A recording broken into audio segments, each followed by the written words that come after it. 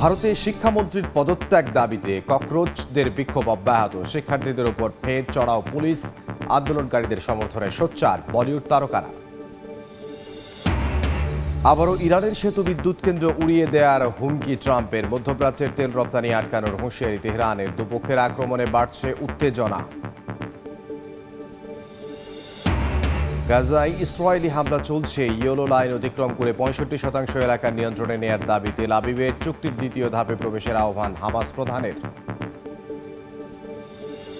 এবং সৌদির সঙ্গে ঐতিহাসিক পরমাণু চুক্তিতে ট্রাম্পের অনুমোদন। সমৃদ্ধকরণের সুযোগ পাচ্ছে রিয়াদ। পারমাণবিক অস্ত্র বিস্তারের আশঙ্কা মার্কিন আইন প্রণেতাদের।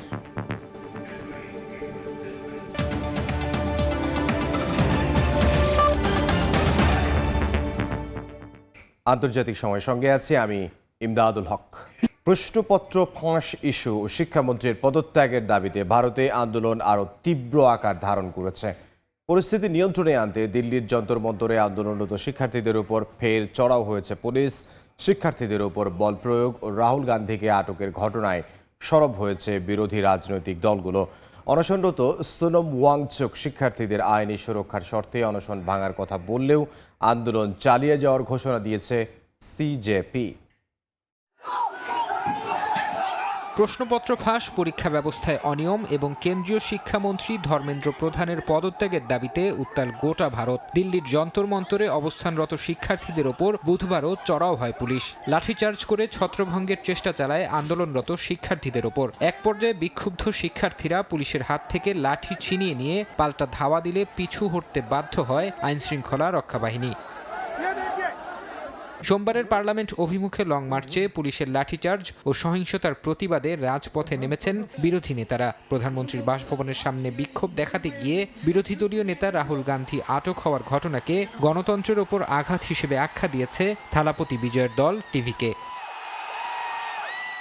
এদিকে 25 দিনেরও বেশি সময় ধরে অনশনে গুরুতর অসুস্থ পরিবেশ কর্মী সোনম ওয়াংচুক জানিয়েছেন, আন্দোলনকারী শিক্ষার্থীদের বিরুদ্ধে যেন কোনো ধরনের আইনি ও শাস্তিমূলক পদক্ষেপ না নেওয়া হয়। সরকারের পক্ষ থেকে এমন আশ্বাস পেলেই কেবল তিনি অনশন ভাঙবেন। তবে ককরোচ জনতা পার্টি সিজেপির পক্ষ থেকে জানানো হয়েছে, ওয়াংচুক অনশন ভাঙলেও শিক্ষামন্ত্রীর পদত্যাগ না হওয়া পর্যন্ত তাদের অবস্থান কর্মসূচি অব্যাহত থাকবে। শিক্ষার্থীদের এই অরাজনৈতিক আন্দোলনকে ঘিরে ভারত জুড়ে ব্যাপক সাড়া পড়েছে। বলিউড তারকা সালমান খান সহ অমি বৈদ্য, নাসিরুদ্দিন শাহের মতো বিশিষ্ট ব্যক্তিরা সামাজিক যোগাযোগ মাধ্যমে শিক্ষার্থীদের সাহসী ও শান্তিপূর্ণ আন্দোলনের প্রতি সমর্থন জানিয়েছেন। ফারহাদ চৌধুরী, সময় সংবাদ।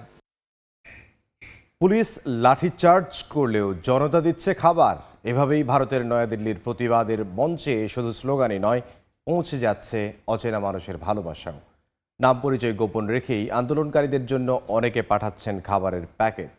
আন্দোলনে এই নীরব সহমর্মিতায় সবচেয়ে বড় শক্তি হয়ে উঠেছে বলে জানান আন্দোলনরত শিক্ষার্থীরা। নয়াদিল্লির যন্তর মন্তরে দিনের পর দিন অবস্থান করছেন হাজারো শিক্ষার্থী। রাজপথে তাই প্রতিবাদের পাশাপাশি ছড়িয়ে পড়ছে মানবতার এক অনন্য গল্প। দাবির লড়াইয়ে ক্লান্ত শরীর, অনিশ্চিত ভবিষ্যৎ আর দীর্ঘ অপেক্ষার মাঝেও তাদের পাশে দাঁড়াচ্ছেন এমন মানুষ যাদের তারা কখনো দেখেননি। একের পর এক খাবারের প্যাকেট, গরম চা আর প্রয়োজনীয় সামগ্রী নিয়ে হাজির হচ্ছেন ডেলিভারি কর্মীরা। অনেক খাবারের প্যাকেটেই নেই কোনো নাম কিংবা বার্তা। কে বা কারা পাঠাচ্ছেন এসব খাবার তা জানেন না ডেলিভারি ম্যানরাও। নির্দেশনা শুধু একটি, যন্তর মন্তরে নিয়ে যান, আমাদের ভাই বোনদের হাতে পৌঁছে দিন। যেন অধিকার আদায়ের লড়াই ক্ষুধার কাছে হার না মানে। কে অর্ডার দিয়েছে আমি জানি না, শুধু বলা হয়েছে যন্তর মন্তরে গিয়ে আন্দোলনরত শিক্ষার্থীদের কাছে চা পৌঁছে দিতে। তারা বলেছে আমাদের ভাই বোনেরা আন্দোলন করছে, তাদের হাতে চা দিয়ে আসুন। আন্দোলনকারীরা জানান, এ সময় অপরিচিত মানুষের নীরব সহমর্মিতাই তাদের আন্দোলনে যোগ করছে নতুন সাহস। প্রতিটি প্যাকেটই বলে দেয় এই লড়াইয়ে শিক্ষার্থীরা একা নয়। অনেকে বলছেন, পরীক্ষার প্রশ্ন ফাঁসের অভিযোগ থেকে শুরু হওয়া এই আন্দোলনের ভিড়ে অচেনা মানুষের পাঠানো এক কাপ চা কিংবা এক প্যাকেট খাবারই হয়ে উঠছে মানবিক সংহতির সবচেয়ে নীরব কিন্তু সবচেয়ে শক্তিশালী ভাষা। কাকুলি আখতার, সময় সংবাদ। এবার অন্যান্য প্রসঙ্গ। হরমুজ প্রণালীতে জাহাজে হামলা হলে ইরানের সেতু বিদ্যুৎ কেন্দ্র বোমা মেরে উড়িয়ে দেওয়ার হুমকি দিয়েছেন মার্কিন প্রেসিডেন্ট ডোনাল্ড ট্রাম্প। পাল্টা চরম হুঁশিয়ারি দিয়ে তেহরান জানিয়েছে, ইরান তেল বিক্রি করতে না পারলে মধ্যপ্রাচ্যের অন্য কোনো দেশকেও তেল রপ্তানি করতে দেয়া হবে না। একই সঙ্গে মার্কিন আগ্রাসনে সহায়তা করা সব পক্ষকেই বৈধ লক্ষ্যবস্তু করার সতর্কবার্তা দিয়েছে দেশটি।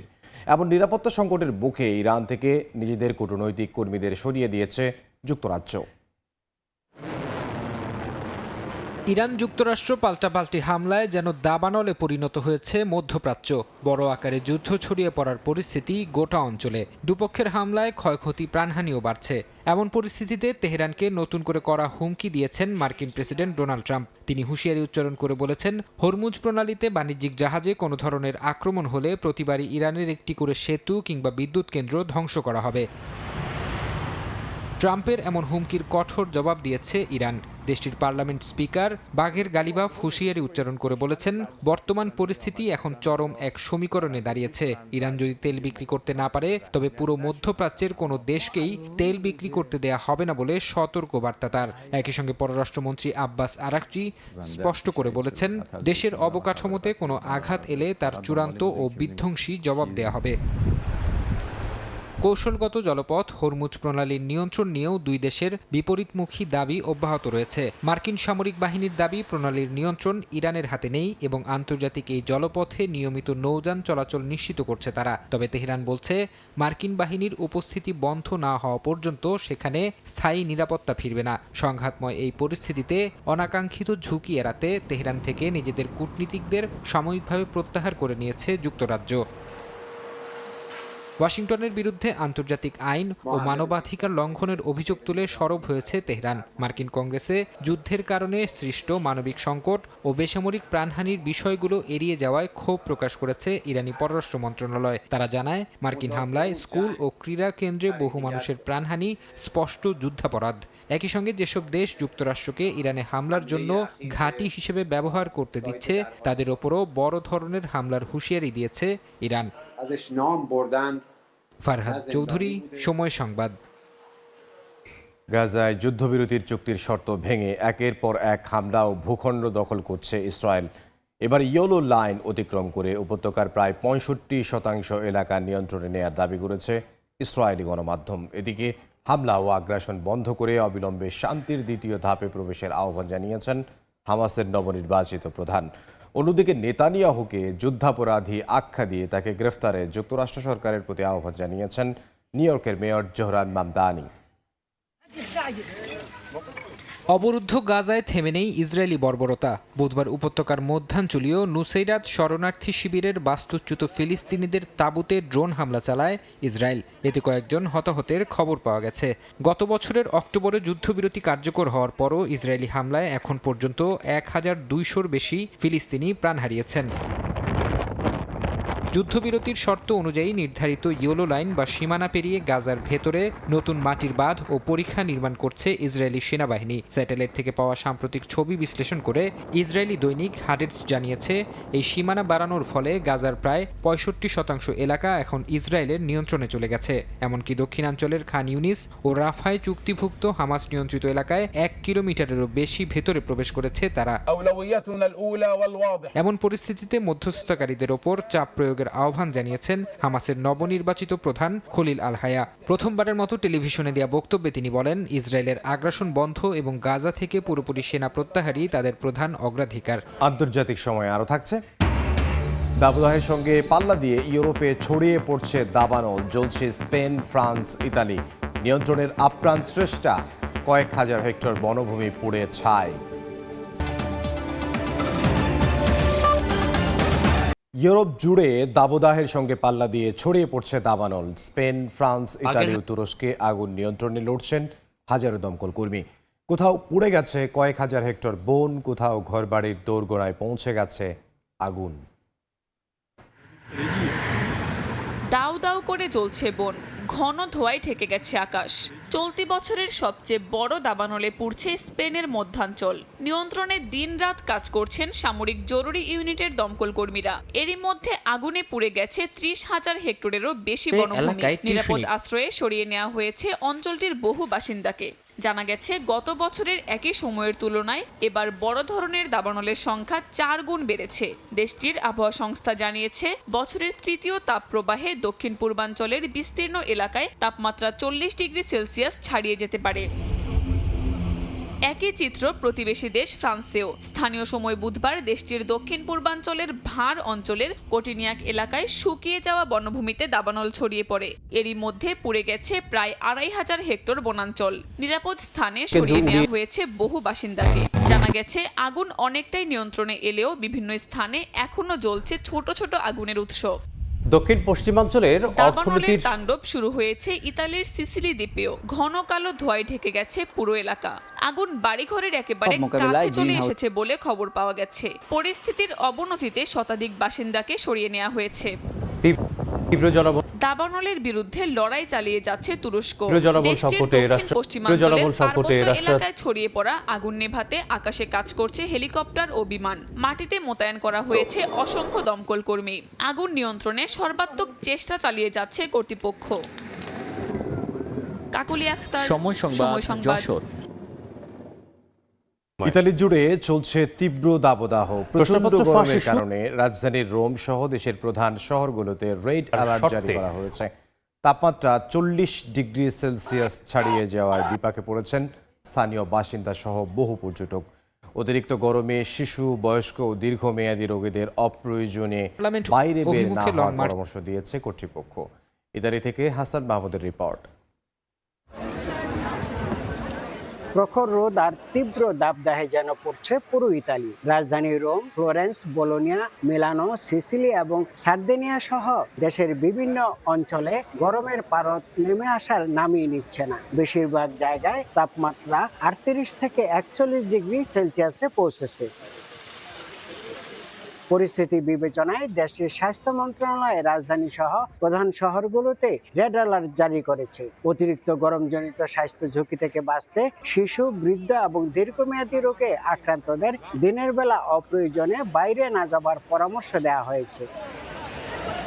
তীব্র গরমের প্রভাব পড়েছে ইতালির হাসপাতালগুলোতেও। হিট স্ট্রোক, তীব্র পানি শূন্যতা এবং গরমজনিত নানা জটিলতা নিয়ে প্রতিদিন বাড়ছে রোগীর সংখ্যা। ঘরের ভেতরেও তীব্র গরম অনুভব করার কথা জানিয়েছে সাধারণ মানুষ। কেবল বেশি নেইমারদের এখন প্রচন্ড গরম, রেড অ্যালার্ট চলছে। গ্লোবাল ওয়ার্মিং এর কারণে প্রচন্ড গরম দিন দিন বাড়ছেই। পৃথিবীতে এখন অনেক ইন্ডাস্ট্রি, ফ্যাক্টরি, ফ্রিজ, এসির কারণে এই সমস্যা। এটা দিনে দিনে বাড়তেই থাকবে। আর প্রচন্ড গরমে আমরা অনেক এসি ব্যবহার করি, যা এই সমস্যা থেকে মুক্তি দিবে না।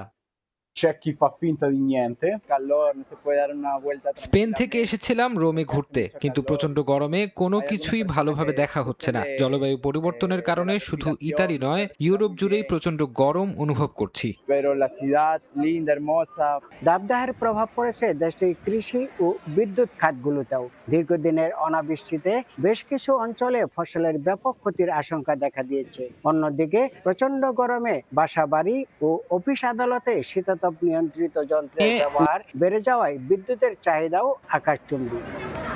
প্রচন্ড গরমের কারণে এখানে পর্যটকের সংখ্যা নিতান্তই কম, অথচ এই পিয়াসাতে এই সময়টিতে শত শত পর্যটকের থাকার কথা ছিল। ইতালির আবহাওয়া দপ্তর জানিয়েছে আরো কয়েকদিন এই অবস্থা চলতে পারে। ইতালির পিয়াসা স্পানিয়া থেকে হাসান মাহমুদ, সময় সংবাদ। আন্তর্জাতিক সময় আরও থাকছে। আগামী বছর শুরু যুক্তরাষ্ট্রে বন্দী নিকোলাস মাদুরোর বিচার। সময়সূচি নিয়ে বিচারকের সংশয়, গ্রেফতারের বৈধতা তুলে মামলা খারিজের প্রস্তুতি আইনজীবীদের। গেল বছরের থাইল্যান্ড কম্বোডিয়া সংঘাতের জেরে সীমান্তে 1.3 কিলোমিটারের দীর্ঘস্থায়ী কাঁটাতারের প্রাচীর নির্মাণ করেছে ব্যাংকক। এই প্রাচীর দীর্ঘমেয়াদী নিরাপত্তা নিশ্চিত করবে বলে জানিয়েছে থাই সামরিক কর্তৃপক্ষ। পরিকল্পনা অনুযায়ী থাই বাহিনী সীমান্ত জুড়ে আরও অন্তত 7 কিলোমিটার প্রাচীর নির্মাণের প্রস্তুতি নিচ্ছে। পাশাপাশি পরিবেশ ও ভূ প্রকৃতি বিবেচনা করে বাকি 817 কিলোমিটার সীমান্তেও ধাপে ধাপে দেয়াল তোলার সম্ভাবনা যাচাই করা হচ্ছে। গত বছরের জুলাই ও ডিসেম্বরে রক্তক্ষয়ী সীমান্ত সংঘর্ষে প্রায় 150 জন নিহত ও 3 লাখ মানুষ বাস্তুচ্যুত হন। ডিসেম্বরের যুদ্ধবিরতি বজায় থাকলেও সীমান্ত এলাকায় দুদেশেরই অতিরিক্ত সেনা মোতায়েন রয়েছে।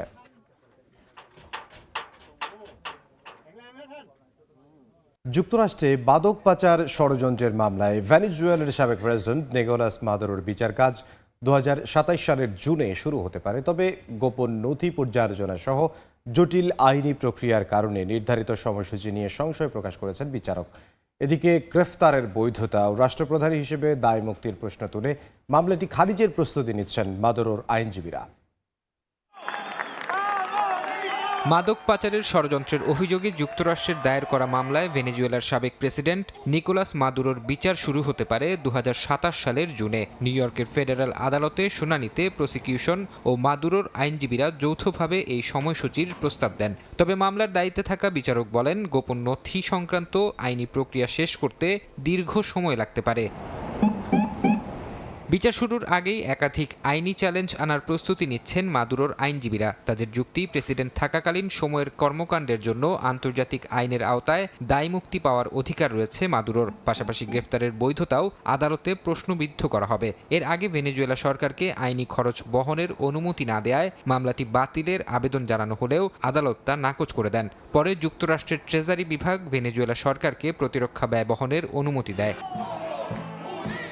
গেল জানুয়ারিতে ভেনেজুয়েলার কারাকাসে এক অভিযানে নিকোলাস মাদুরো ও তার স্ত্রীকে আটক করে যুক্তরাষ্ট্রে নেওয়া হয়। এরপর নিউ ইয়র্কে তাদের বিরুদ্ধে আমদানির ষড়যন্ত্রের অভিযোগ আনা হয়, যার সময়কাল প্রায় 25 বছরেরও বেশি বলে দাবি প্রসিকিউশনের। তবে আদালতে হাজির হয়ে সব অভিযোগ অস্বীকার করেছেন দুজনই। বর্তমানে তারা নিউ ইয়র্কের ব্রুকলিনের একটি ফেডারেল কারাগারে আটক রয়েছেন।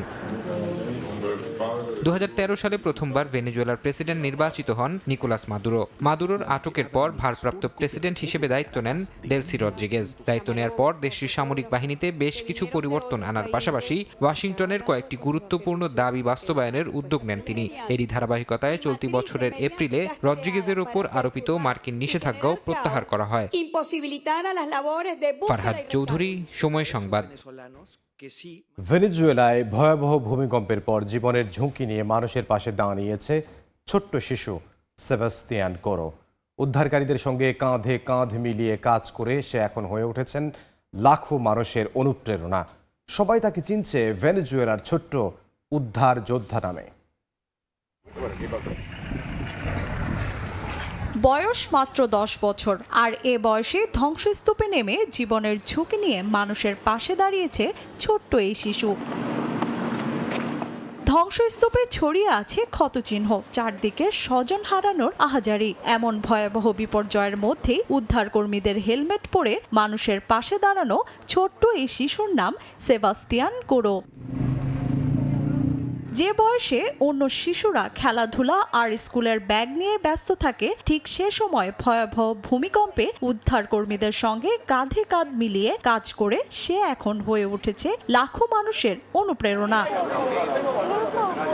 সাহস, দায়িত্ববোধ আর মানবিকতায় মুগ্ধ হয়ে সবাই এখন তাকে চেনে এল তোপিতো ভেনেজোলানো, অর্থাৎ ভেনেজুয়েলার ছোট্ট উদ্ধার যোদ্ধা নামে। ধ্বংসস্তূপের মাঝেও মানুষের পাশে দাঁড়ানো এই শিশুর অনুপ্রেরণাদায়ক গল্প এখন ছড়িয়ে পড়েছে বিশ্বজুড়ে।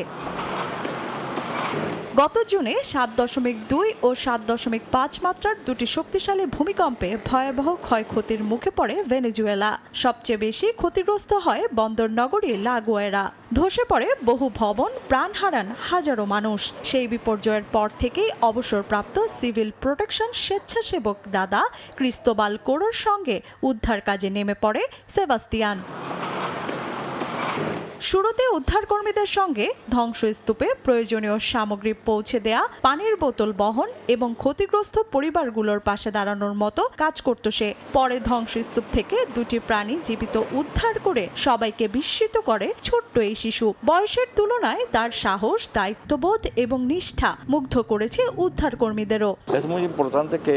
শিশুদের মধ্যে এমন মানবিক মূল্যবোধ সমাজের জন্য বড় অনুপ্রেরণা।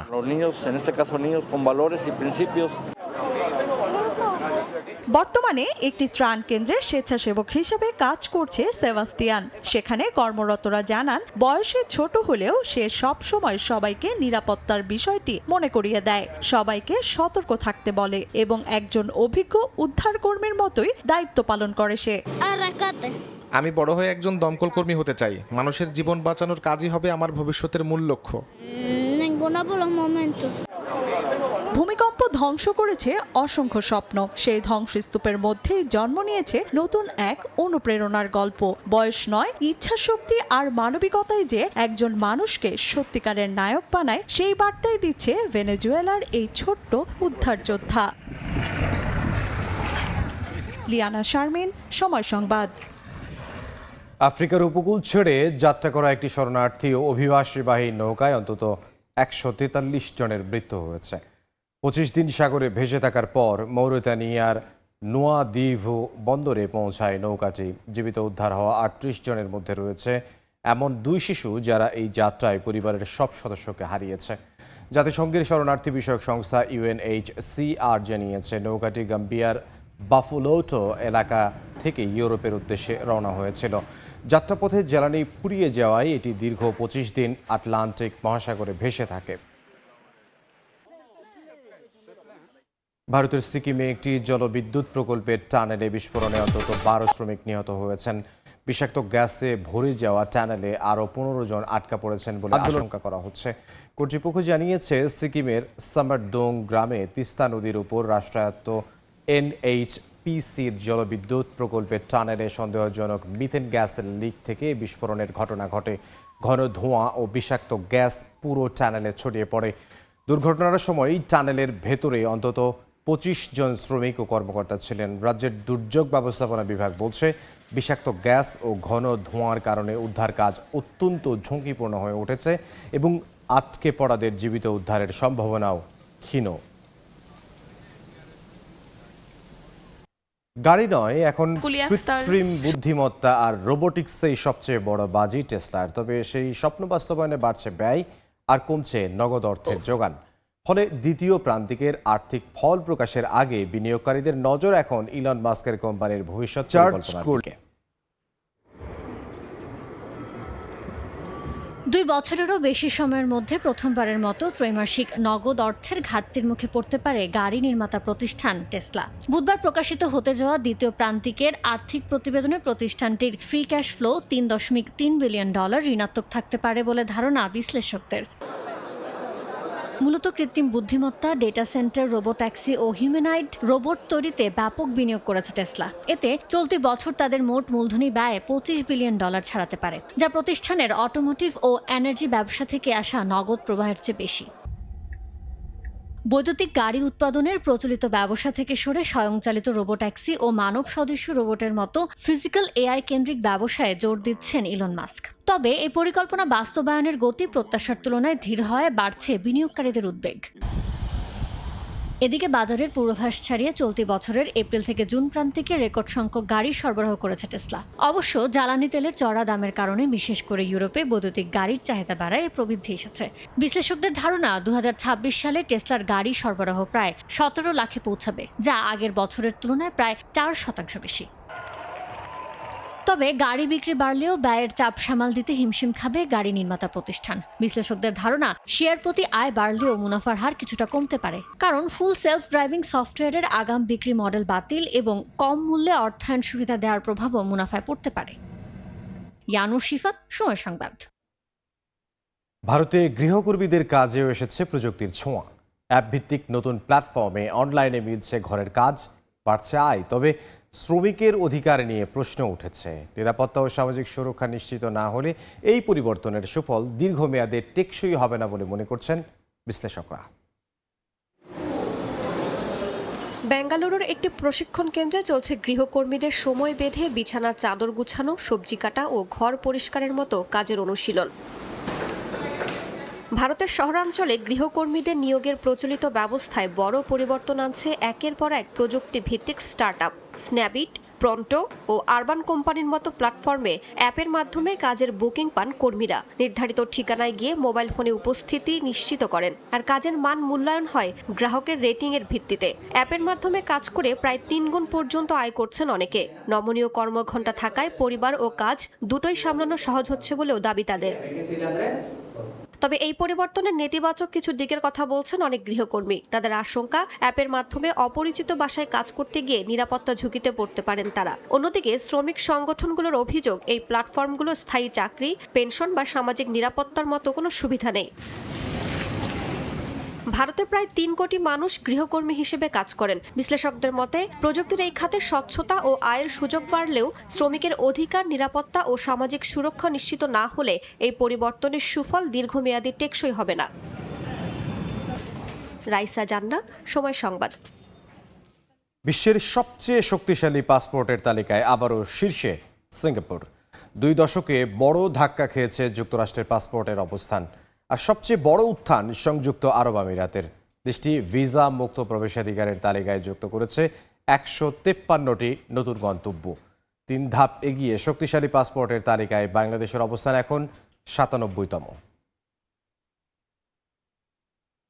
ভিসা ছাড়াই বা অন অ্যারাইভাল সুবিধায় কতটি দেশে প্রবেশ করা যায় সেই সক্ষমতার ভিত্তিতে প্রকাশিত হয়েছে 2026 সালের হেনলি পাসপোর্ট ইন্ডেক্স। তালিকার শীর্ষে রয়েছে সিঙ্গাপুর। দেশটির নাগরিকরা বিশ্বের 192টি গন্তব্যে ভিসামুক্ত সুবিধা পাচ্ছেন। দ্বিতীয় স্থানে রয়েছে সংযুক্ত আরব আমিরাত, জাপান ও দক্ষিণ কোরিয়া। আর তৃতীয় স্থানে রয়েছে সুইডেন। 2 দশকের তথ্য বিশ্লেষণে সবচেয়ে আলোচনায় যুক্তরাষ্ট্র। 2006 সালে বিশ্বের সবচেয়ে শক্তিশালী পাসপোর্টগুলোর একটি থাকলেও এখন দেশটি নেমে এসেছে যৌথভাবে 10ম স্থানে। বর্তমানে মার্কিন পাসপোর্টধারীরা 180টি গন্তব্যে ভিসামুক্ত প্রবেশের সুযোগ পেলেও র্যাঙ্কিংয়ে তাদের উপরে রয়েছে 36টি দেশ। অন্যদিকে সংযুক্ত আরব আমিরাত গত 20 বছরে সবচেয়ে বড় অগ্রগতি দেখিয়েছে। এই সময়ে দেশটি ভিসামুক্ত প্রবেশাধিকারের তালিকায় যুক্ত করেছে 153টি নতুন গন্তব্য। প্রতিবেদনটি বলছে একটি দেশের পাসপোর্টের শক্তি শুধু ভ্রমণের সুযোগ নয়, বরং কূটনৈতিক সম্পর্ক, অর্থনৈতিক প্রভাব, নিরাপত্তা সহযোগিতা ও আন্তর্জাতিক আস্থারও প্রতিফলন। ইউরোপের France, Germany, Italy, Spain, Netherlands, Ireland সহ 11টি দেশ যৌথভাবে 4র্থ স্থানে রয়েছে। আর যুক্তরাজ্য, কানাডা ও নিউজিল্যান্ডের মতো কয়েকটি দেশ আগের তুলনায় নিচে নেমে এসেছে। তালিকার একেবারে নিচে রয়েছে আফগানিস্তান। দেশটির নাগরিকরা মাত্র 22টি গন্তব্যে ভিসামুক্ত সুবিধা পান। হেনলি অ্যান্ড পার্টনার্সের বিশ্লেষণ বলছে বিশ্বে সংঘাত ও ভূ রাজনৈতিক অস্থিরতা বাড়লেও শক্তিশালী কূটনৈতিক সম্পর্ক গড়ে তুলতে পারা দেশগুলোর পাসপোর্টই সবচেয়ে বেশি সুবিধা দিচ্ছে তাদের নাগরিকদের। রাইসা জান্নাত, সময় সংবাদ। আর্টিফিশিয়াল ইন্টেলিজেন্স বা এআই প্রযুক্তির ইতিবাচক প্রভাবে ক্লাউড সেবা থেকে প্রত্যাশার চেয়েও বেশি আয় করেছে গুগলের মূল প্রতিষ্ঠান অ্যালফাবেট। এপ্রিল থেকে জুন মেয়াদে প্রতিষ্ঠানটির ক্লাউড আয় 82% বেড়ে দাঁড়িয়েছে $2,480 কোটি। বিশ্লেষকরা বলছেন বিশ্বজুড়ে বিভিন্ন কর্পোরেট প্রতিষ্ঠান এআই মডেল তৈরি ও পরিচালনার জন্য গুগলের ক্লাউড প্ল্যাটফর্ম ব্যবহারে ঝুঁকছে। এ কারণে অ্যামাজন ও মাইক্রোসফটের পেছনে থাকা গুগল ক্লাউডের চাহিদা ব্যাপক বেড়েছে। যদিও ডেটা সেন্টার এবং চিপ অবকাঠামোয় অ্যালফাবেটের বিশাল বিনিয়োগ নিয়ে বিনিয়োগকারীদের উদ্বেগ রয়েছে। তবে ক্লাউডের এই অভাবনীয় প্রবৃদ্ধি সেই সংশয় কিছুটা কমিয়েছে বলে মনে করা হচ্ছে। একই সময়ে গুগলের সার্চ ইঞ্জিন ব্যবসাও এআই ফিচারের সহায়তায় বিজ্ঞাপনী আয় বাড়াতে সক্ষম হয়েছে।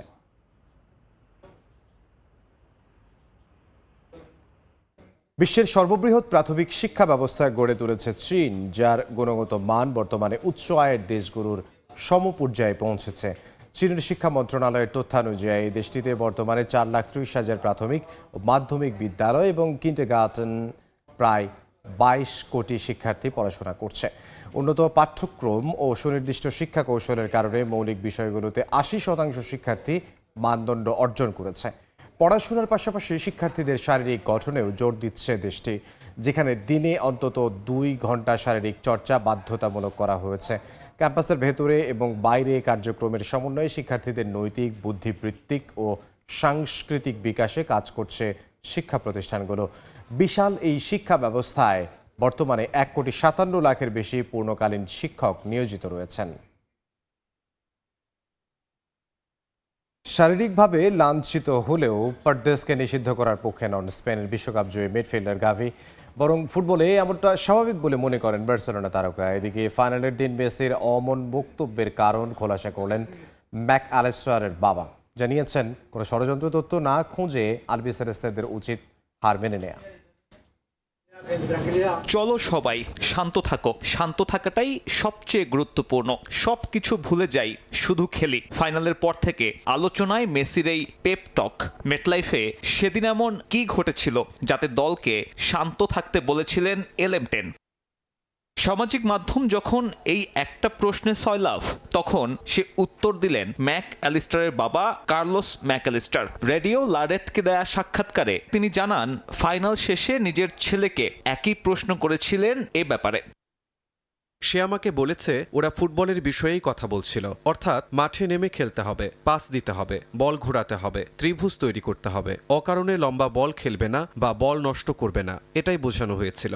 এদিকে আলবি সেলেস্তে শিবিরকে চোখ রাঙানি দিচ্ছে ফুটবলারদের নিয়ন্ত্রণহীন কর্মকাণ্ড। এক লাল কার্ড তো ভোগালো গোটা ফাইনাল জুড়ে। নিষিদ্ধ হতে পারেন পারাদেসও। ফাইনাল হুইসেলের পর তার কাছে শারীরিকভাবে লাঞ্ছিত হয়েছেন স্প্যানিশ মিডফিল্ডার গাভি। গোটা ফুটবল বিশ্ব যখন এমন কর্মকাণ্ডের তীব্র সমালোচনায় ব্যস্ত, তখন ভুক্তভোগী হাঁটলেন ভিন্ন পথে। বিশ্বকাপ শিরোপা নিয়ে উদযাপনের সময় রেডিও স্টেশন এল পার্তিদাজো দে কোপেকে সাক্ষাৎকার দিয়েছেন তিনি। জানিয়েছেন আর্জেন্টাইন মিডফিল্ডারকে নিষিদ্ধ করার পক্ষে নন। পারাদেসকে নিষিদ্ধ করা উচিত নয়, বুঝতে পারছি এটা শিশুদের দেখার জন্য ভালো কিছু নয়, কিন্তু ফুটবলে এমন মারমুখী আচরণ অস্বাভাবিক নয়। ম্যাচের মধ্যে তাকে লাল কার্ড দিয়েই বিষয়টি সেখানে শেষ হয়ে যেত। দিন শেষে এটা ফুটবলেরই অংশ। গাভি যাই বলুক, তদন্ত কাজ চালিয়ে যাচ্ছে ফিফা। এখন দেখার বিষয় পারাদেসের জন্য কি শাস্তি ঠিক করে ফুটবলের সর্বোচ্চ নিয়ন্ত্রক সংস্থা। শাস্তি পেতে পারেন মলিনাও। সাব্বির মিথুন, সময় সংবাদ। আন্তর্জাতিক সময়ের শীর্ষ সংবাদগুলো জানিয়ে দিচ্ছে আরও একবার। ভারতের শিক্ষামন্ত্রীর পদত্যাগ দাবিতে ককরোচদের বিক্ষোভ অব্যাহত। শিক্ষার্থীদের উপর ফের চড়াও পুলিশ, আন্দোলনকারীদের সমর্থনে সোচ্চার বলিউড তারকারা। আবারও ইরানের সেতু বিদ্যুৎ কেন্দ্র উড়িয়ে দেওয়ার হুমকি ট্রাম্পের। মধ্যপ্রাচ্যের তেল রপ্তানি আটকানোর হুঁশিয়ারি তেহরানের। দুপক্ষের আক্রমণে বাড়ছে উত্তেজনা। এবং গাজায় ইসরায়েলি হামলা চলছে। ইয়েলো লাইন অতিক্রম করে 65% এলাকা নিয়ন্ত্রণে নেয়ার দাবি তেল আবিবের। চুক্তির দ্বিতীয় ধাপে প্রবেশের আহ্বান হামাস প্রধানের।